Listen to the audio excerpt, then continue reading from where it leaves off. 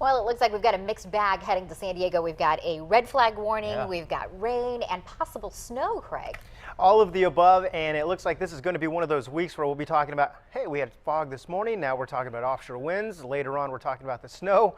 Quite a week. Let's start off with a great shot as we look out over San Diego Bay and the Parade of Lights. Look at that gorgeous shot.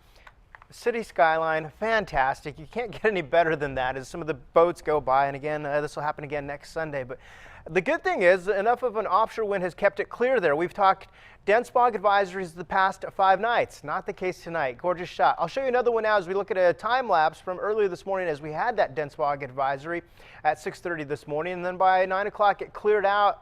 This is Mount Woodson where we had some of the offshore winds and beautiful evening there. So right now as we look out live over a different shot of the bay, you can see just a nice evening over San Diego, over in the entire county really. But what we're watching closely is the winds. Those offshore winds are starting to come around at this hour. 50s for most locations. The winds that we have been watching on the 10 News Pinpoint Weather Network are now close to 30 miles per hour. Palomar Mountain at the state park, you got a 20-mile-per-hour gust that just came in from Mount Laguna. And now notice Julian just at this moment switched to east-northeast winds. So you can see how the direction is starting to change. They've had a gust at 13 miles per hour. These are gusts. The sustained winds are 8 to 23 miles per hour.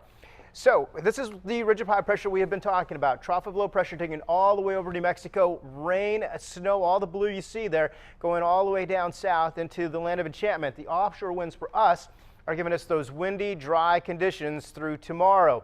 This looks like it will dry things out. It'll be one of those days tomorrow where your skin will be dry. We'll have the low humidity 7 to 15%. Some of those gusts will be 45 miles per hour. Those will be mainly for the mountains and the deserts.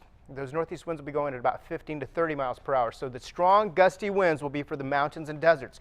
The western valleys will have some gusts, but not quite as strong. The futurecast beginning at 6 p.m. Northeast winds there. They continue through the overnight hours. And then to tomorrow morning, notice the winds at the coast are a bit of an onshore rather, so we don't have the red flag warnings there. We continue with about 5 to 15 miles per hour. The relative humidity is going to be a big story for us. 8 a.m. tomorrow, 13%. The coastal communities, 16%. No marine influence tomorrow whatsoever. Not tomorrow morning, anyhow.